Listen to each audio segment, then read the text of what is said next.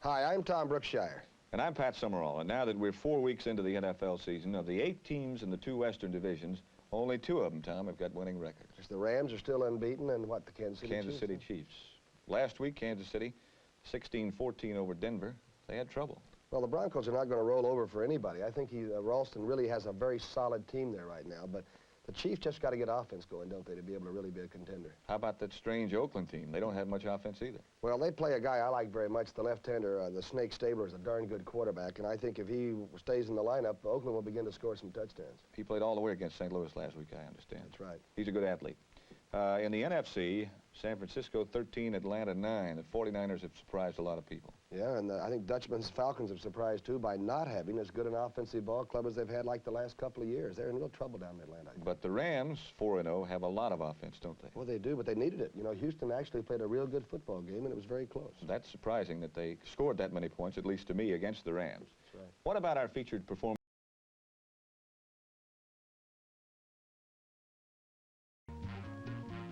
From the Philadelphia Eagles to a featured performer in the NFC West, Harold Jackson, now the Rams, and he can really move it. He's given John Hadle a real touchdown threat. He was drafted 12th by the Rams in 1968, traded with John Zook to the Eagles for Izzy Lang. That's not really a trade, though. That's robbery. Harold Jackson has 4.3 speed for the 40-yard dash and gets it right away. He's got tremendous acceleration. Last year, he led the NFL in catches with 62 and also in yards receiving with 1,048. That's the second time he's led the league in yardage. Harold Jackson, small but mighty. Boy, John Hadle finds him when he needs him this year, too.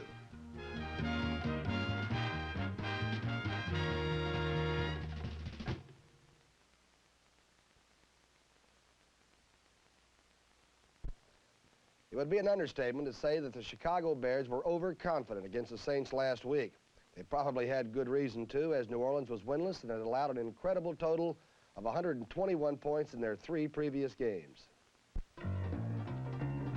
It seemed that the only member of the Bears who took the Saints seriously was their mascot. So the usually conservative Windy City boys unveiled some secret plays.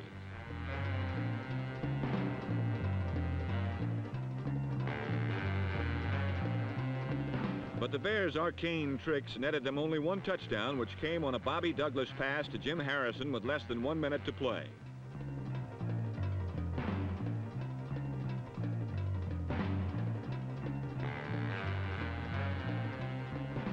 For most of the game, the Saints secondary, led by number 11, Vivian Lee, was airtight.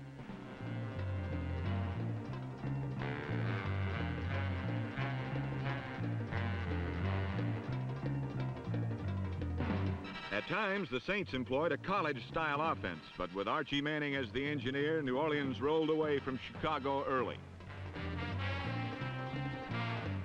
At the slightest hint of pressure, Archie deserted the pocket and hit flare backs like number 34, Jess Phillips.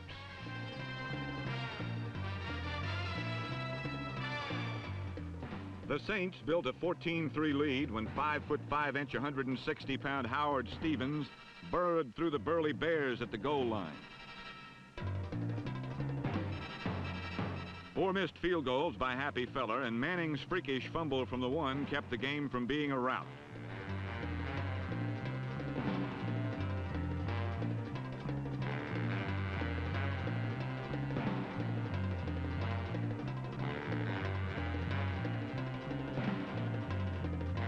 It seems that any time the Bears play, the unexpected always happens. With the score still close at 14-9 in the last quarter, tiny Howard Stevens fumbled right to gleeful teammate Henry Matthews.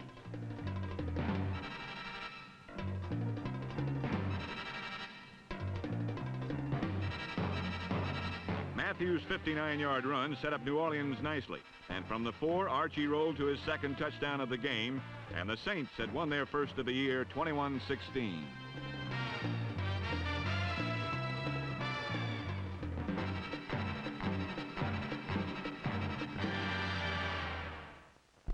Well, that was a large victory for the Saints, Pat. At the start of the season, most people thought they might play at a level all by themselves in the NFC West. I'll tell you, Tom, after the Atlanta Falcons' performance during the last 3 weeks, there could be a real dogfight to get out of last place in that division. With an offense that had not scored a touchdown in 8 quarters, the Falcons' firepower seemed to have been reduced to their ability to kick field goals. Under that glaring flaw, the Falcons took the 49ers on to settle the question of second place in the NFC West.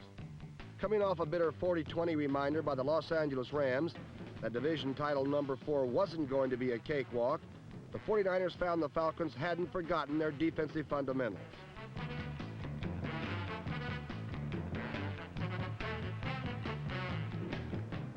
With San Francisco ahead by a field goal early in the second quarter, John James' punt was taken by number 45, Ralph McGill, and returned to the Atlanta 8-yard line.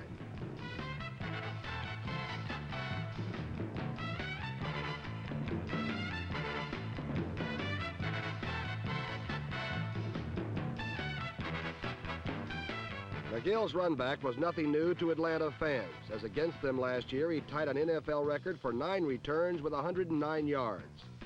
2 plays later, Vic Washington cruised into the Atlanta goal for the game's only touchdown and a 10-0 lead.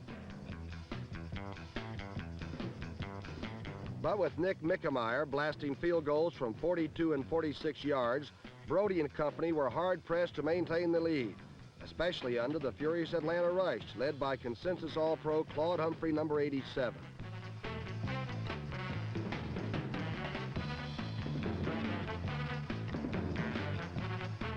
The lead was reduced to 4 points by the middle of the last period when Dave Hampton set Mickemeyer up for another boot to make it San Francisco 13, Atlanta 9.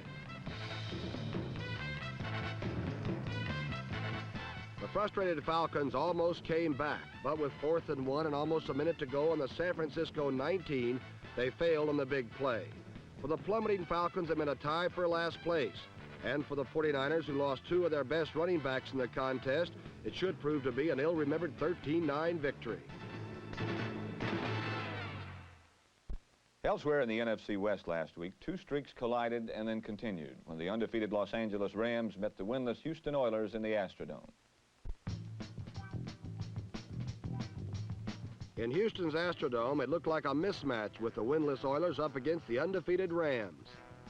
But Houston is rebuilding, as always, and this time they've got a real thing in number 78, John Matuszak, the number 1 draft choice in the NFL.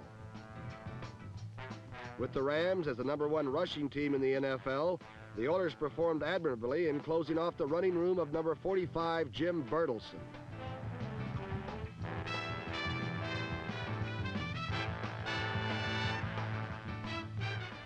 The Oilers themselves flashed some potent offense as Fred Willis of Boston College roared and rampaged 50 yards on this play.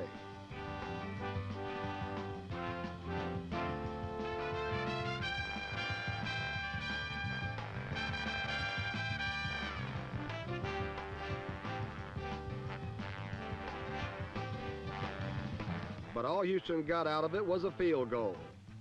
Missed opportunities abounded as number 37, Jeff Severson, returned this punt 74 yards. And again, Houston got only a field goal, which increased their lead to 6-0.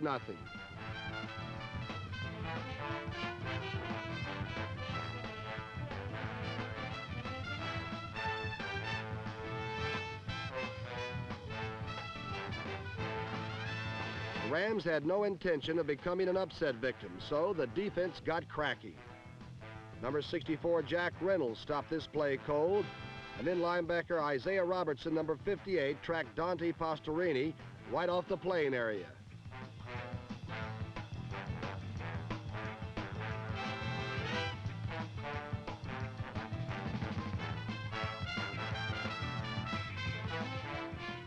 The tough Ram defenders pursued, punished, and made the breaks, and then took advantage of them. Number 89, Fred Dreyer, recovered the fumble, and John Hadle cranked up and did the rest. First, he hit a flying Jack Snow for 1 score.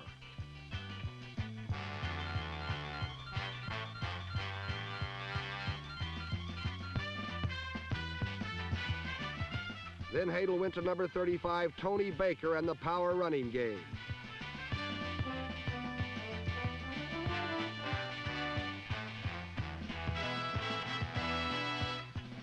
Tony's touchdown run of 5 yards made it 14-6 Rams.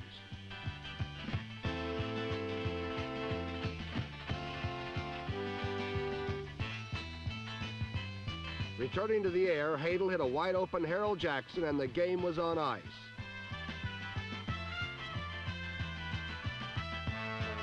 A repeat of the play shows the fine protection afforded Hadel by number 73, Charlie Cowan, who's blocking Houston's number 65, Elvin Buffet.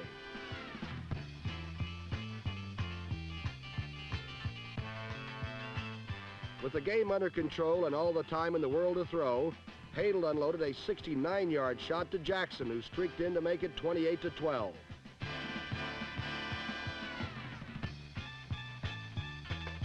The Rams' front four continued its intermittent visits to Dante's doorstep as number 85, Jack Youngblood, dropped in for a sack.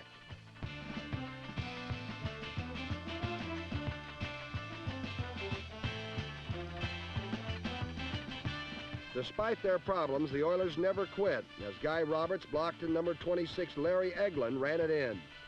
However, the heads-up score wasn't enough to snap the Rams' win streak or the Oilers' losing streak. Los Angeles won their 4th in a row, 31-26.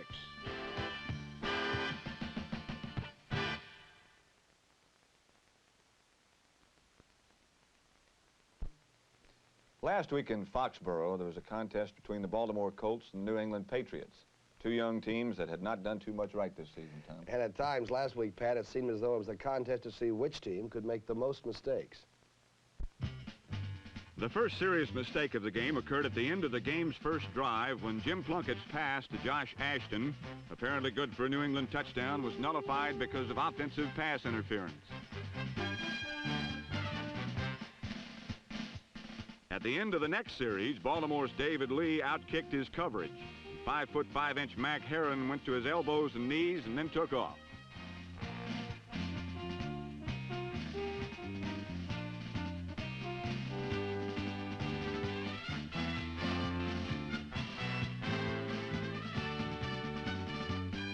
This time, a fumble canceled any possible score, but in the second quarter, the break started going for Jim Plunkett and the Patriots.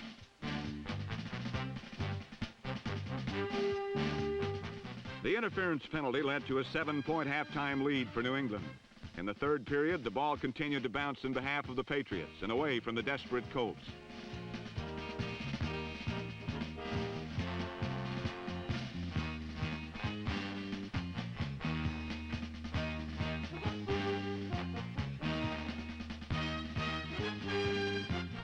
For the Patriots, John Tarver, number 36, helped himself to his second touchdown of the game. And after 3 quarters, New England led 17-6.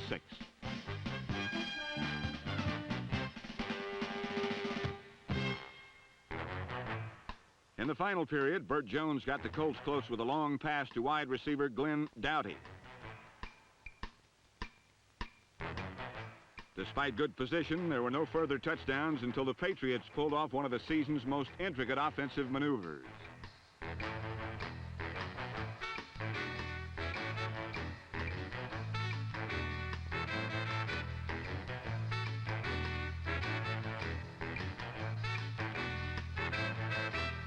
When Randy Vataha scored, the Patriots led by 15 points. But the next time they had the ball, the same sort of play didn't work so well.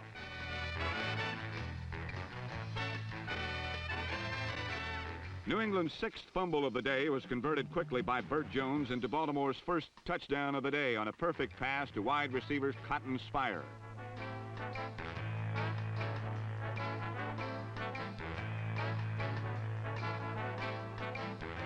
Moments later, New England's 7th fumble of the game gave Baltimore a fighting chance to save the day.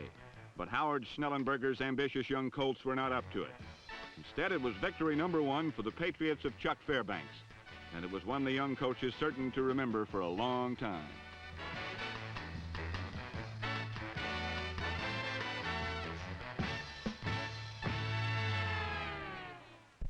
In Buffalo's rich stadium last week, the Philadelphia Eagles got several great performances from offensive players, a few great performances from defensive players.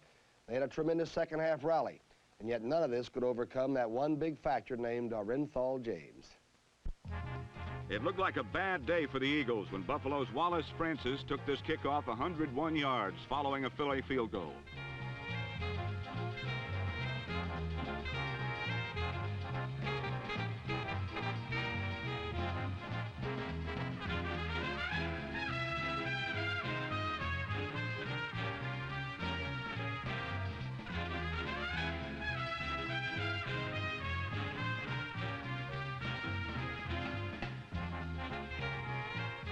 While Francis celebrated his fine run, a la Washington's Charlie Taylor, the Bills were preparing an even bigger surprise in the person of O.J. Simpson, a man about whom whatever is said, it never seems to be enough.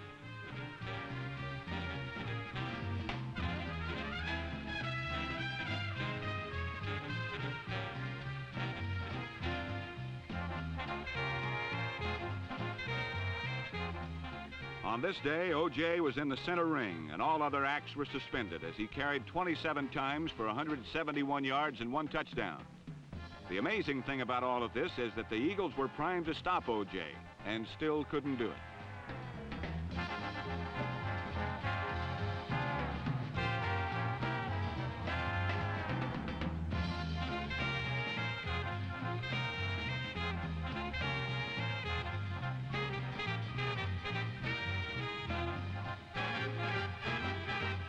But trailing 17-6, Philadelphia rebounded as Roman Gabriel hit Norm Bulash for a touchdown. The Bills came right back with O.J., and he got them in close enough for his own 2-yard score.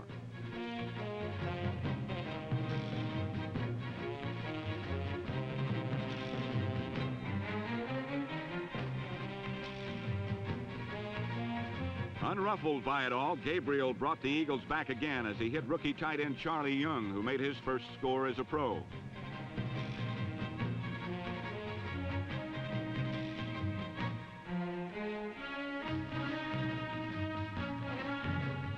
At one point, Philadelphia led the game 26-24, but Buffalo kicked a field goal to go ahead 27-26, forcing a furious Eagle finish.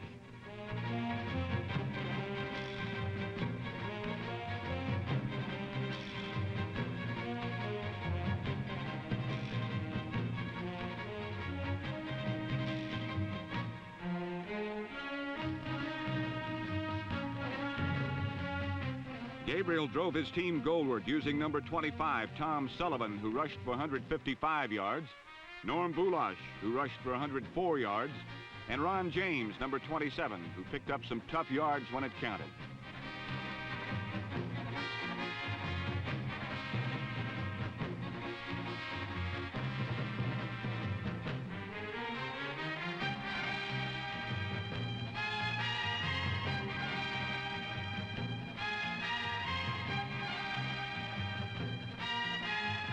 Relentlessly, the Eagles clawed and gouged their way goalward as the clock ticked off all but the final 3 seconds.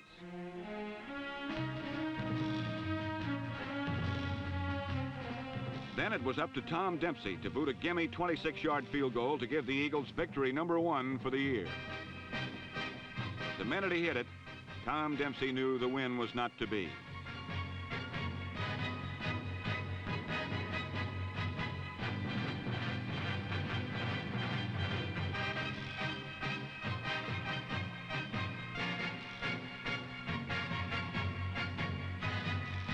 For the Bills, joyous victors 27-26, it was a reprieve.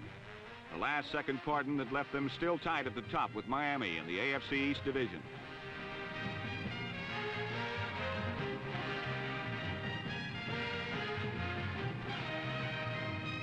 Their lofty position is due in most part to the man with the Mona Lisa smile, a man who can only be wondering how he's ever going to top himself this week.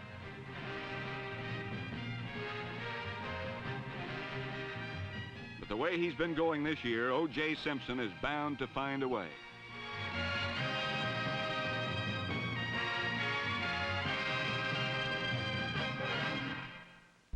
Well, it seems that Miami has clear sailing again, Pat, in that AFC East. Buffalo's tied with them right now, Tom, but they're a young, untested team. Before the season, Miami's main competition was supposed to be the New York Jets.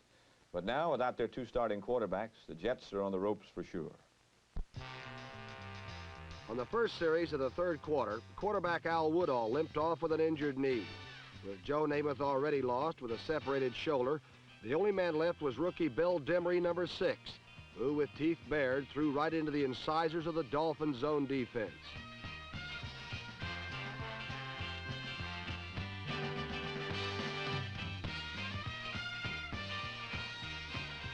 Now, with both Namath and Woodall gone, there seems no rumble left in the East to cope with the Dolphin Thunder.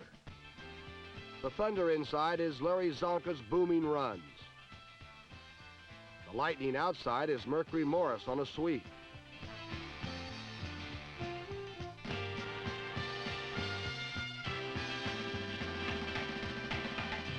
For long distance, Miami relies on the Thunderbolts of Bob Greasy to Paul Warfield and Marlon Briscoe, number 86.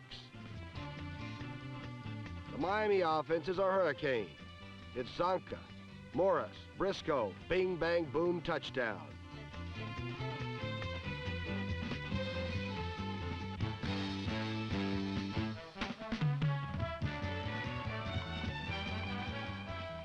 Only once did Bob Greasy betray his team, and that came on a picture-perfect interception by Jets cornerback Earlie Thomas.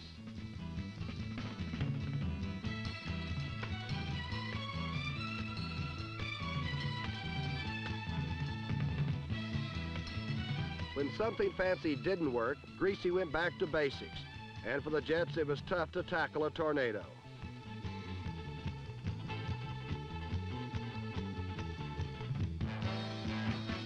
Greasy capped the Dolphins' 31-3 victory with his second touchdown pass to nifty Paul Warfield.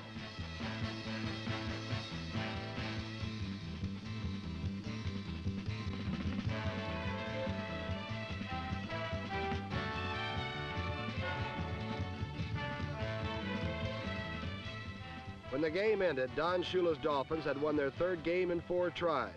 And with Joe Namath gone, there seems to be no one who can weather the Miami storm in the AFC East.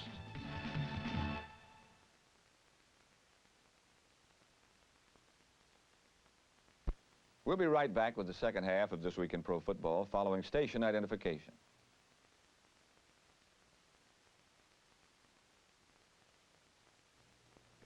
You know, Pat, both the New York Giants and the Green Bay Packers have played excellent defense, but so far this year they haven't been able to get the offense together enough to live up to their preseason notices. That's true, Tom. Both the Packers and the Giants have fallen well off the pace in their respective divisions. Although it might be a little bit too early to put a must-win label on any game, it was close to that for both New York and Green Bay when they met before 70,000 plus in the Yale Bowl last week. Eschewing the tables down at Maury's and the place where Louis dwells, Ivy League types brought their lunch to the Yale Bowl to watch the New York Giants battle the Green Bay Packers.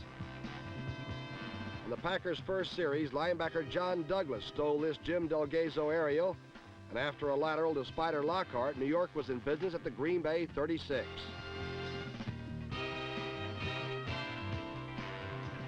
Six plays later, Norm Snead found Don Herman by the flag, and New York led 7-0.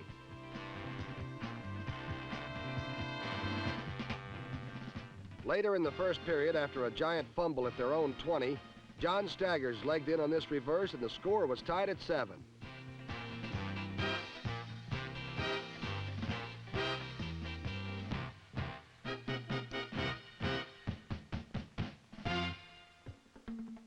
For the remainder of the first half, both teams settled into a heavy-hitting defensive struggle.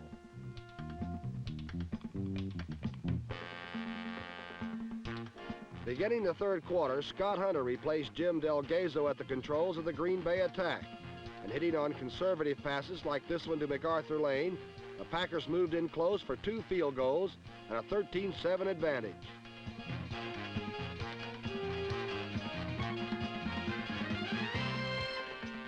Then Snead, who hit on 21 of 28 throws for the afternoon, showing poise and a mastery of the short passing game, put together a careful drive, using his tight end Bob Tucker, number 38, to get the Giants in close to the Green Bay goal.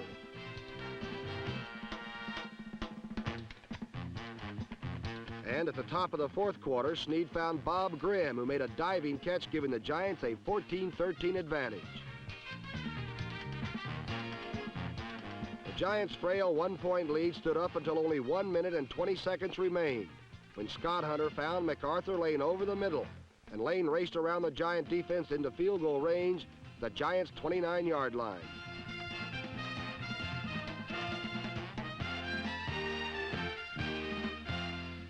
With 5 seconds remaining, Chester Marco booted through a 32-yarder, and the Green Bay Packers had a hard-fought 16-14 victory over the New York Giants, leaving the Giants with a disappointing 1-2-1 record, while Green Bay stayed within striking distance of the undefeated Minnesota Vikings in the NFC Central Division. While the Packers were struggling to stay in contention in the NFC Central, Tom, the Minnesota Vikings found themselves looking squarely down the throat of an angry Detroit Lion Ball Club. Aroused by 10 straight losses at the hands of the Vikes, Detroit might have been flying just a little too high, as once again it is proven that mistakes against that purple gang will leave you black and blue. Staying out of the Lions' jaws was goal number 1 for the Vikings, but to accomplish that, being heard above a loud Detroit crowd wasn't going to be easy.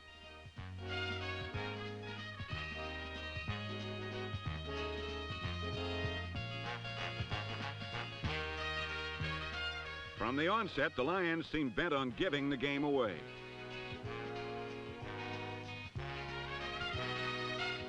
After 3 Lions couldn't decide if they really wanted the ball, Brent McClanahan of the Vikings decided he did.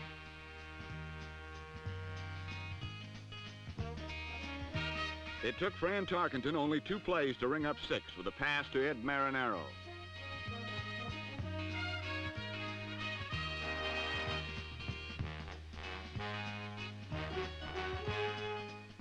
The following series, the Lions could do no better.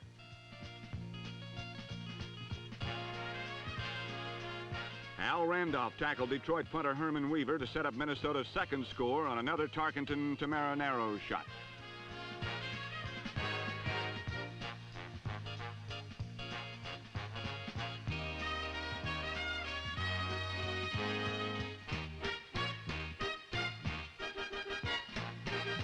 Detroit finally pulled together under the lead of quarterback Greg Landry.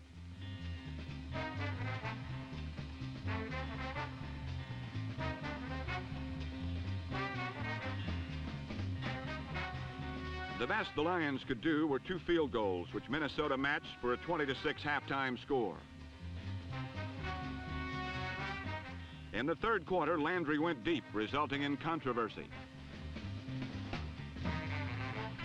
Jeff Wright's interception and apparent fumble, which Larry Walton scooped up, was ruled in favor of the Vikings at the point of impact. The Vikings got another superhuman performance from Chuck Foreman. The super rookie rolled for 114 yards on only 16 carries, despite missing most of the first half with an ankle injury.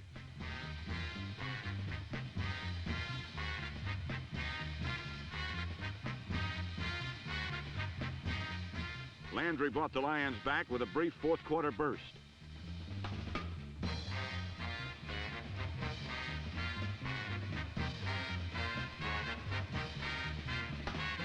Detroit's hopes finally ended as pressure from Alan Page forced Landry to fire off target.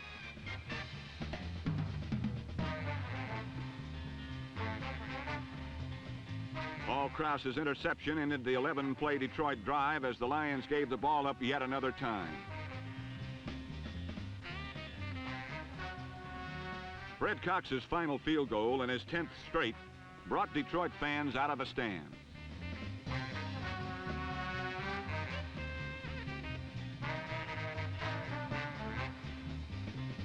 While these Detroit fans fell just short, the Lions and head coach Don McCafferty fell a mile in a 23-9 loss.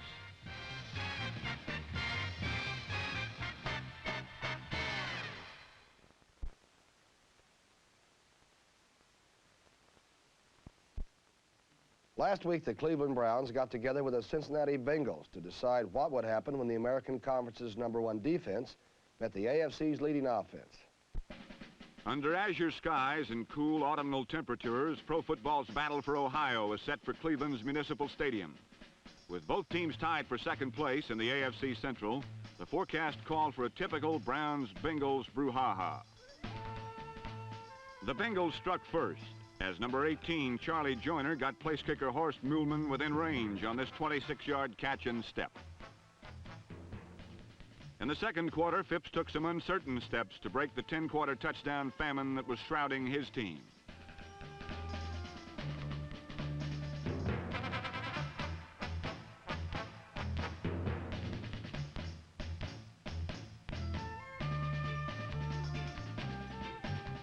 Knowing when enough is enough, Phipps took his cue to sit down just in time to let number 37, Tommy Casanova, eat his heart out. Leroy Kelly then followed Gene Hickerson and John DeMare down to the Bengal 3-yard line.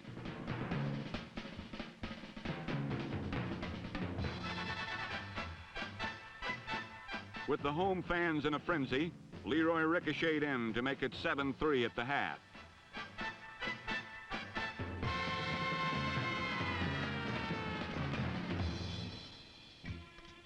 Cornerback Ben Davis' second fumble recovery of the day set up the next Brown drive that started on the same feet the first one did.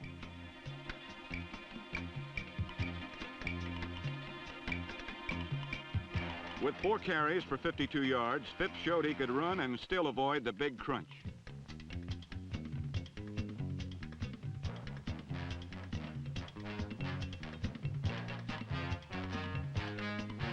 Kelly got the call again and eased into the Bengal end zone to move the Browns out 14-3.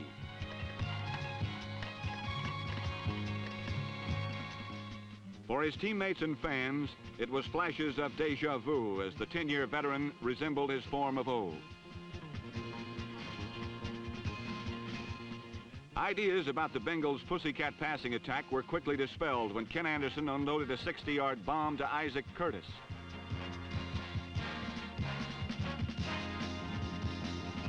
With 9.3 speed and hands like that, number 85 showed why he was the Bengals' #1 pick.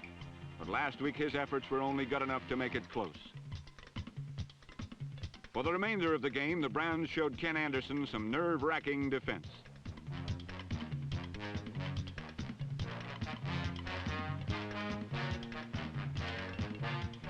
The Browns boosted the final score to 17-10 behind the artful dodging of Leroy Kelly and Ken Brown to take over sole possession of second place in the rough-and-ready AFC Central. 2 weeks ago, Johnny Unitas passed another milestone in that career, Pat, over 40,000 yards in passing. Looking to stop the old master from adding to his record total, the Pittsburgh Steelers sought the shelter of Three Rivers Stadium while looking for win number 4 of the season against the San Diego Chargers. For Pittsburgh Steeler fans, 1973 is to be the year of the Steel Gang. After 3 decisive wins over Detroit, Cleveland, and Houston, Pittsburgh backers were using every possible device to see if indeed the Steelers are for real. San Diego found out early. The men of steel are for real.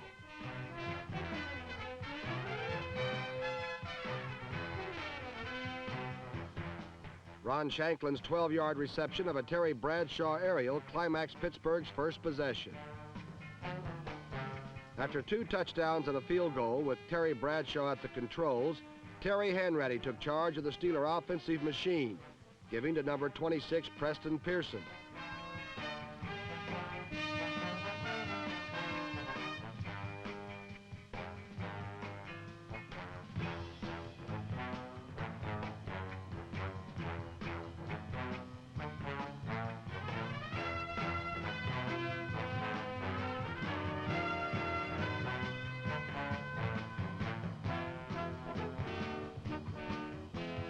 Pearson's 47-yard gallop made him the leading Steeler rusher with 64 yards.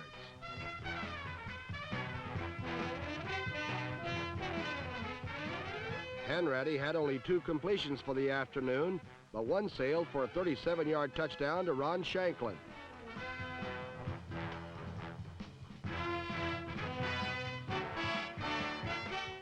Shanklin's second reception of the half set the stage for a typically tough Pittsburgh defense.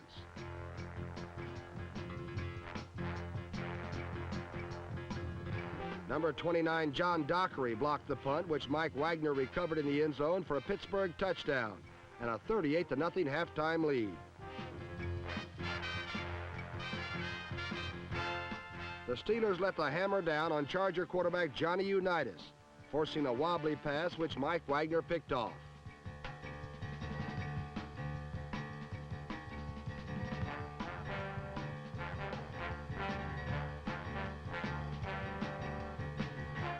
A repeat of the play shows Unitas being sandwiched between Joe Green and Craig Hanneman, forcing the misfire.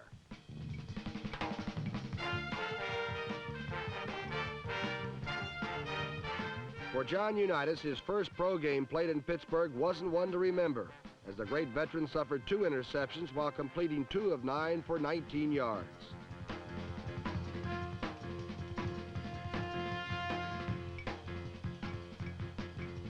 The Chargers went to second-team quarterback Wayne Clark, but the Steel Gang was not impressed.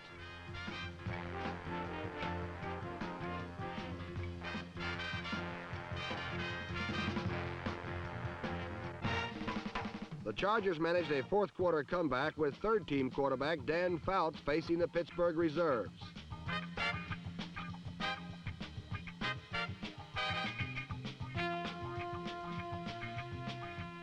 The rookie from Oregon rang up 174 yards in the air while leading the Chargers to a 21-point fourth period.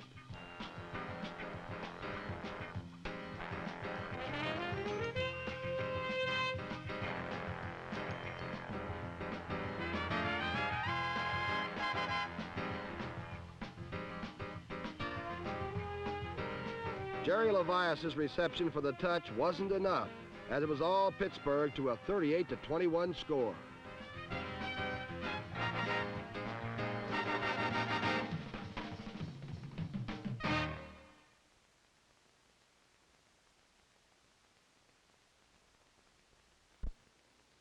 In St. Louis last week, the Oakland Raiders' comatose offense finally rolled over and displayed a pulse beat and a little blood pressure, but only after it had gone 14 quarters without a touchdown.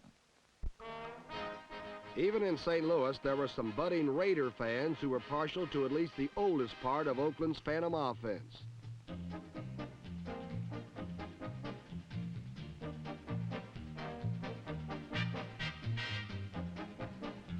What the silver and black attack needed and got was a new commander in the person of number 12, Kenny Stabler. But sometimes even Stabler didn't look like the answer.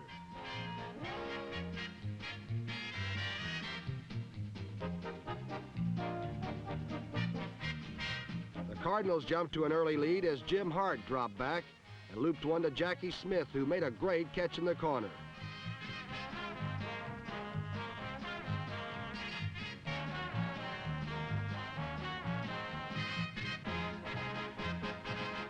A repeat of the play shows how tough Jackie Smith is, even when presented with the maximum in harassment.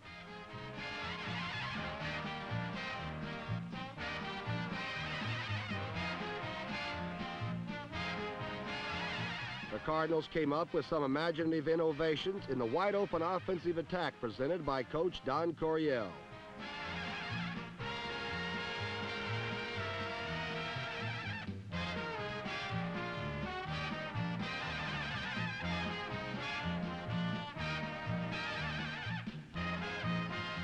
When all the razzle-dazzle ended, however, it was the Oakland defense that proved basics are best as they crunched the Cardinals with an intimidating defensive display. Number 84, Tony Klein, was the raiding party leader.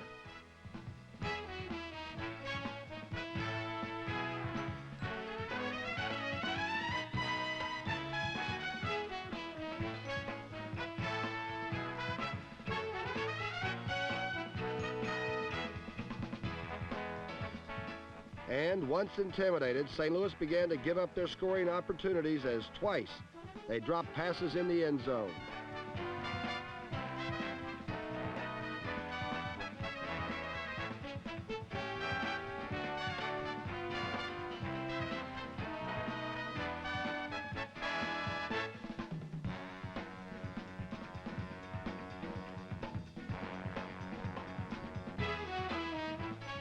Finally, Stabler got the Oakland offense untracked. After 14 quarters without a touchdown, he led them on 2 long drives to 2 short touchdown runs. The drives were made up of short, less than exciting plays, but they prove that somewhere beneath those silver and black shirts there beats an offense of old.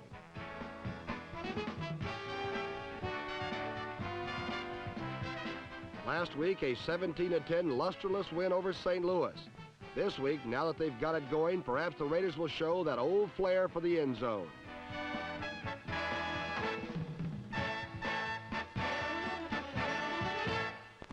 So the Raiders scored their most points of the season, Tom, 17. And Pat, the only team that's ahead of them in the AFC West, the Kansas City Chiefs, haven't scored that many points in a game this season, but somehow they managed to win 3 straight games.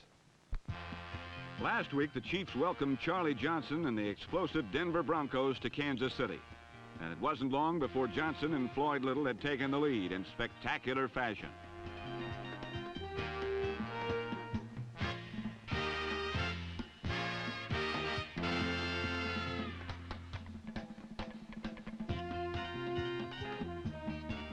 Trailing by 7-6 at the half, Lynn Dawson finally got the Chiefs rolling early in the 3rd period, twice calling on one of the least used runners in the league.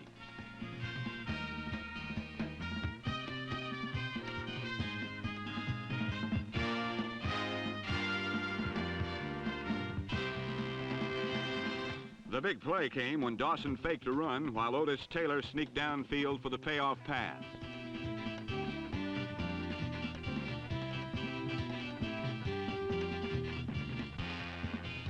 Taylor's touchdown had Kansas City in front 13-7 after 3 quarters, and the Chiefs seemed to have things well under control, at least until an award-winning performance by Denver's actor punter Bill Van Heusen.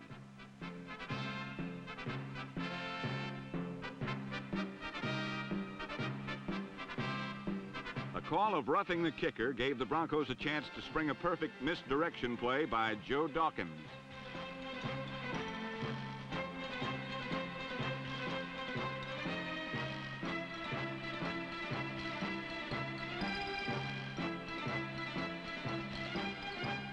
The 72-yard stunner put Denver ahead 14-13 with 10 minutes still to play.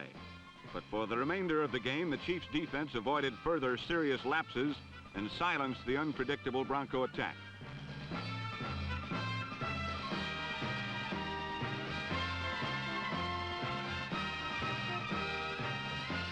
As has happened so often throughout the league this year, the deciding points were scored from far out by a field goal kicker. In this case, Jan Stenerud, who kicked 3 field goals in 3 attempts after a 4-for-11 start for the season. Amazingly, with only 1 touchdown, the 16 points for the Chiefs tied their season's high, and their 3rd victory enabled them to remain 1 game up on the rest of the AFC West.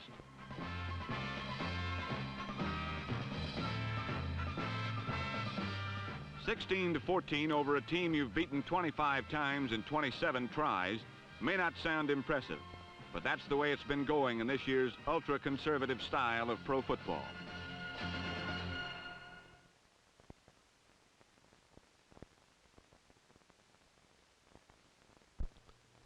What about our picks for this week, Pat? Tom, I guess I have to congratulate you. I don't think anybody's ever done what you did last week. 7-0. But we got some tough games going this week. Tommy the Greek, they call me, right? We're both 13-8. What about this week? Oakland at San Diego. Well, Oakland finally got some offense going last week. I'll go with the Raiders. I'm going to have to go with Oakland, too. Stabler's their quarterback. Minnesota at San Francisco, what do you think? The Vikings, Foreman, Tarkington, they're just too much football team for anybody. What do you think? Plus, the 49ers have had some strange problems, particularly on defense. They've got running backs hurt now, so I got to go with Minnesota, too. Kansas City at Green Bay. Green Bay Packers, again, if Scott Hunter's the quarterback, they can move the ball a little bit. I'll take Kansas City. Finally, Dallas at Los Angeles. Oh, that's a toss-up. I'm going to go with the Rams to stay unbeaten. I like Dallas. They played such good defense the other night against the Washington Redskins. In spite of the fact that they lost, I think they're a good football team anyway. At any rate, we'll be back next week to show you what happens. I'm Pat Summerall. I'm Tom Brookshire. We'll see you next week. This Week in Pro Football has been brought to you by West Clocks. Promotional consideration provided by Best Western Motels. There are over 1,250 Best Western Motels located in more than 900 cities throughout the United States, Canada, and Mexico. And by American Airlines. If the sun is shining there, chances are American flies there. From the Caribbean to California to the South Pacific, American Airlines to the good life. Program materials for This Week in Pro Football travel via REA Air Express.